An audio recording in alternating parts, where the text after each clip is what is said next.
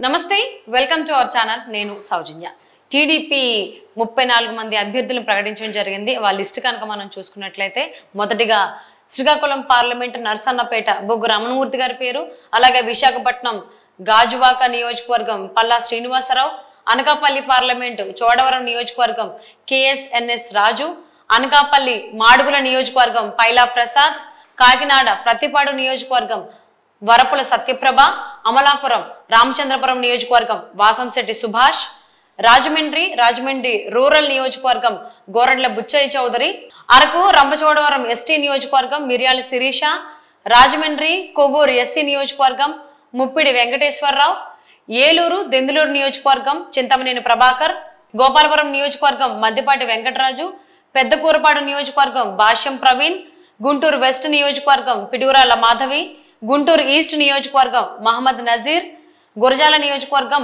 ఎర్రపతినేని శ్రీనివాసరావు కందుకూరు నియోజకవర్గం ఇంటూరు నాగేశ్వరరావు మార్కాపురం నియోజకవర్గం కందుల నారాయణ రెడ్డి గిద్దలూరు నియోజకవర్గం అశోక్ రెడ్డి ఆత్మకూరు నియోజకవర్గం ఆనం రామ్ నారాయణ రెడ్డి కొవ్వూరు నియోజకవర్గం వేమిరెడ్డి ప్రశాంత్ రెడ్డి వెంకటగిరి నియోజకవర్గం కురుగొండ్ల లక్ష్మీప్రియ కమలాపురం నియోజకవర్గం పుత్తా చైతన్యరెడ్డి ప్రొద్దుటూరు నియోజకవర్గం వరదరాజుల రెడ్డి నందికొట్కూరు ఎస్సీ నియోజకవర్గం గీతా జయసూర్య ఎమ్మిగనూరు నియోజకవర్గం జయ నాగేశ్వరరెడ్డి మంత్రాలయం నియోజకవర్గం రాఘవేందర్ రెడ్డి పుట్టపర్తి నియోజకవర్గం పల్లె సింధూరారెడ్డి కదిరి నియోజకవర్గం కందికుంట యశోదాదేవి మదనపల్లి నియోజకవర్గం షాజహాన్ బాషా పొంగునూరు నియోజకవర్గం చల్లా రామచంద్రారెడ్డి చంద్రగిరి నియోజకవర్గం పులివర్తి వెంకటమణి ప్రసాద్ శ్రీకాళహస్తి నియోజకవర్గం బొజ్జల వెంకట సుధీర్ రెడ్డి సత్యవేడు ఎస్సీ నియోజకవర్గం కోనేటి ఆదిమూలం పూతలపట్టు ఎస్సీ నియోజకవర్గం డాక్టర్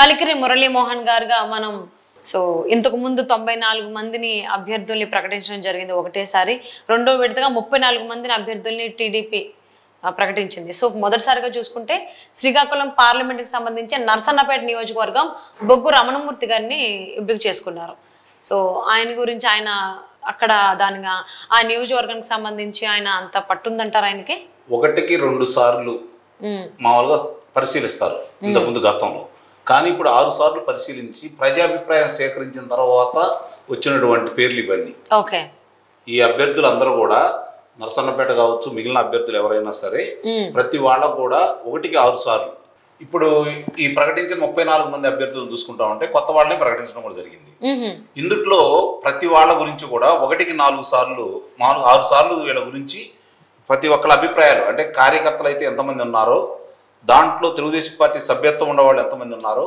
అలాగే ప్రజలతోటి కూడా ఇక్కడ చాలా స్పష్టంగా కూడా గతంలోనే 94 మందిని ప్రకటించినప్పుడు 1,30,00,000 మంది అభిప్రాయాలు తీసుకోవడం కూడా జరిగింది ఇది ప్రపంచ చరిత్రలో ఏ రాజకీయ పార్టీ కూడా చేయలేంత వరకు తొలిసారిగా తెలుగుదేశం పార్టీ ప్రజాభిప్రాయ సేకరణ ప్రకారం అభ్యర్థులను ప్రకటించడం కూడా జరిగింది ఇప్పుడు కూడా చూసుకుంటా ఉంటే మనకి ఈ ప్రకటించిన 34 మంది అభ్యర్థులు కనుక మనం చూసుకుంటా ఉంటే కొత్త వాళ్ళు ఉన్నారు దీంట్లో ఇప్పుడు పరువుల సత్యప్రభ గారు అంటే వాళ్ళ మిస్సెస్ ఆయన చనిపోయారు కాబట్టి రాజావారి మిస్సెస్ ఇది ఇవన్నీ చూసుకుంటా ఉంటే మద్దిపాటి వెంకటరాజు గారు ఆయన ఇప్పుడు కొత్తగా రాజమండ్రి లోక్సభ నియోజకవర్గంలో గోపాలపురానికి సంబంధించి పెదకూరపాడు వచ్చేసరికి భాష్యం ప్రవీణ్ గారు గుంటూరు వెస్ట్ వచ్చేసరికి పిరుగురాడ మాధవి గారు ఇవన్నీ వరకు మీరు కనుక మనం ఇంటూరు నాగేశ్వరరావు గారు కందుకూరు ఒకవాళ్ళు చూసుకుంటా ఉంటే ఇప్పుడు వేమిరెడ్డి ప్రశాంత్ రెడ్డి గారు మనకి కొత్త వాళ్ళని కూడా దీంట్లో మిళితమై ఉన్నారు పాత వాళ్ళు కొంతమంది ఉన్నారు కొన్ని ఇప్పుడు చూసుకుంటా ఉంటే అనుభవానికి పెద్దపేట వేసినట్టు కూడా కనపడతా ఉంది కొంతమంది అభ్యర్థులు మారుస్తారని నిన్నదాకా ఊహాగానాలు వచ్చినా కూడా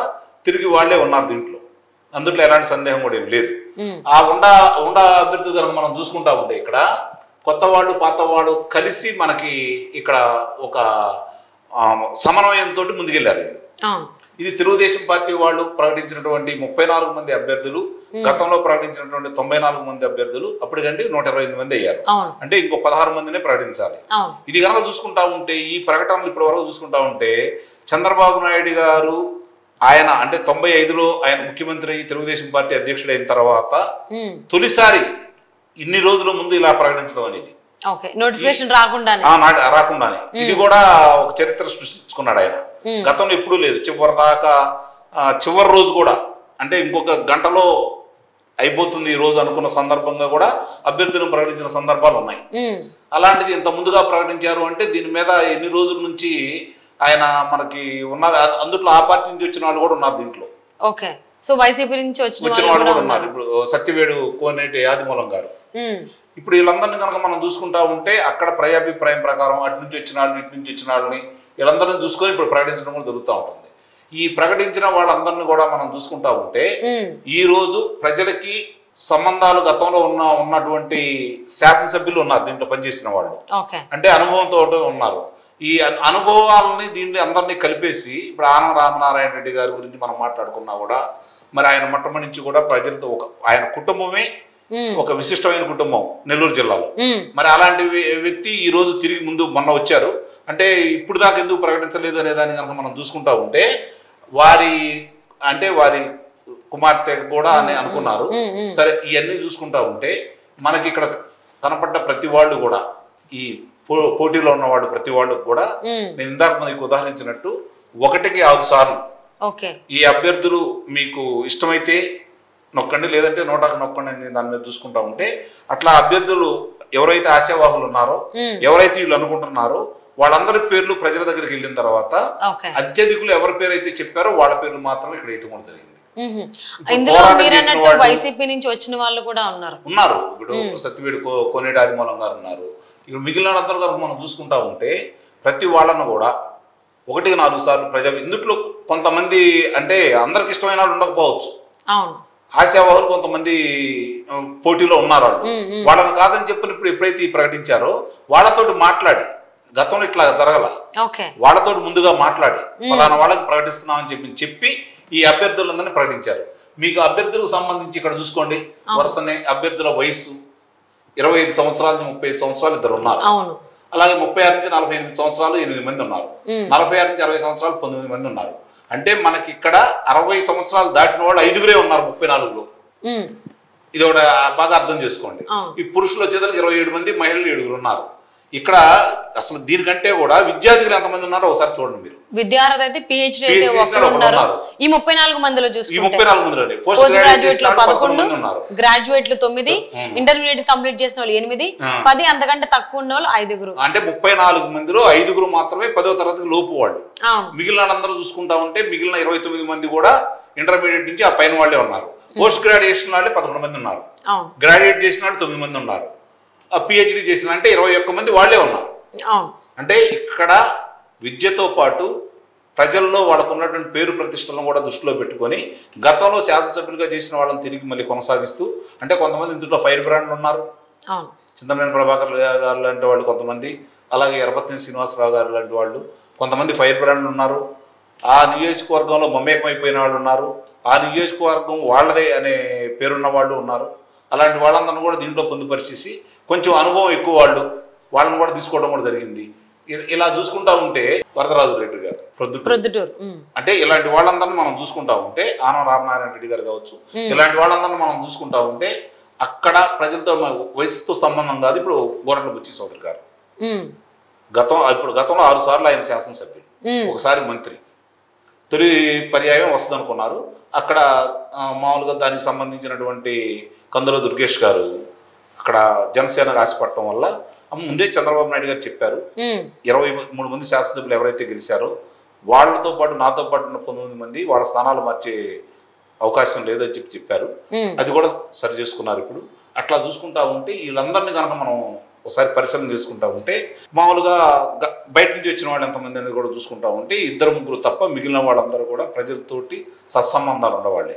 ఆ 2-3 కూడా నేను కూడా కొంతమంది పేర్లు పరిశీలన చేశాను, నాకు పరిచయం ఉన్న కొన్ని ఉన్నారు.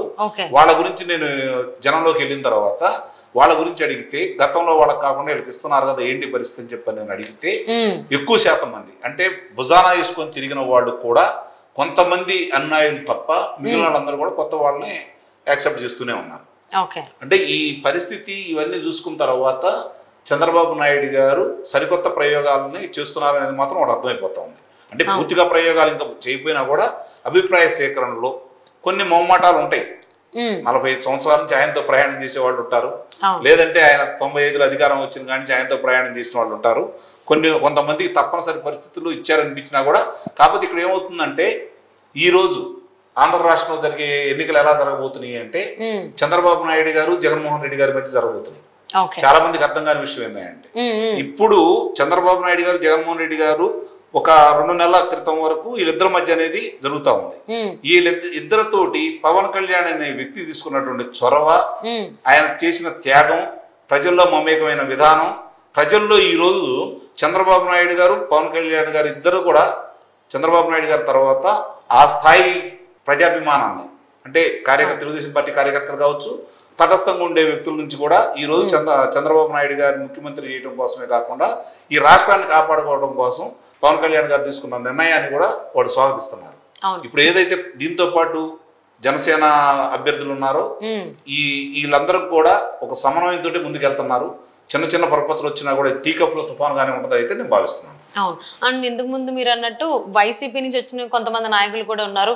సో ఆ పార్టీలో ఏంటంటే వ్యతిరేకత ఉంది, అది కూడా ప్రజా వ్యతిరేకత ఉంది కాబట్టి మిమ్మల్ని అక్కడి నుంచి తొలగిస్తున్నాము, బదిలీ చేస్తాం అన్నట్టు. కానీ అదే ప్లేస్ నుంచి వాళ్ళు ఇక్కడ సీట్ దక్కించుకోవడం అనేది కొంచెం ఆలోచించాల్సి వస్తుంది. అలాగే ఇంతకు ముందు ప్రకటించినటువంటి 94 అభ్యర్థులు మీరు అన్నదానికి చిన్న అభ్యంతరం ఏంటంటే వాళ్ళని మార్చి అని కాదు, ఇప్పుడు వీళ్ళు తీసుకుంది ఆయన్ని మన తీసుకున్న వ్యక్తిని ఆయన సత్యవేడి గారు కోనేటి ఆదిమూలం గారు ఏంటంటే తిరుపతి లోక్సభ సభ్యుడిగా పోటీ చేయమన్నారు. ఆయన పోటీ చేయమని పేరు ప్రకటించిన రోజే వచ్చి ఆయన లోకేష్ బాబు గారు కూడా కలవడం కూడా జరిగింది. సో ఎందుకు అని అంటే రీజన్ మాత్రం మీకు ప్రజా వ్యతిరేకత ఉంది అని చెప్పేసి చెప్తున్నారు. అంటే అక్కడ లోక్సభ సభ్యుడిగా పంపించాలని చూశారు వాళ్ళు, అక్కడ కాదు అంటే లోక్సభకి వాళ్ళకి లేరు కాబట్టి ఈయన మంచి వ్యక్తి అని చెప్పి చూపించారు. కాదు నేను అక్కడే పోటీ చేస్తానని ఉద్దేశం ఆయన మనస్తాపం చెంది వాళ్ళు ఏ విధంగా చూశారో, అధినాయకులు ఎట్లా ప్రవర్తిస్తారో తెలుసు కాబట్టి దాన్ని దృష్టిలో పెట్టుకొని ఆయన వచ్చేసి తెలుగుదేశం పార్టీలో ఈ రోజు కలిసిపోయారు, సీటు కూడా సంపాదించుకున్నారు. సో ఓవరాల్ గా టీడీపీ అభ్యర్థులు కనుక మనం చూసుకున్నట్లయితే విద్యావంతులు ఎక్కువగా కనిపిస్తూ ఉన్నారు. ఓవరాల్ గా ఇప్పటి వరకు 128 స్థానాలను ప్రకటించారు టీడీపీ వాళ్ళు అందరూ కూడా మాక్సిమం విద్యావంతులే కనిపిస్తూ ఉన్నారు అండ్ అనుభవజ్ఞులు కూడా. సో మరి ఇంకా 16కి బ్యాలెన్స్ ఉంది, అది ఎప్పుడు వస్తుంది అనేది చూద్దామండి. And thank you so much for spending your valuable time with us. 16వ తారీఖు నాడే రాబోతుందని నాకు తెలిసింది. ఓకే, 16వ తారీఖున. ఓకే.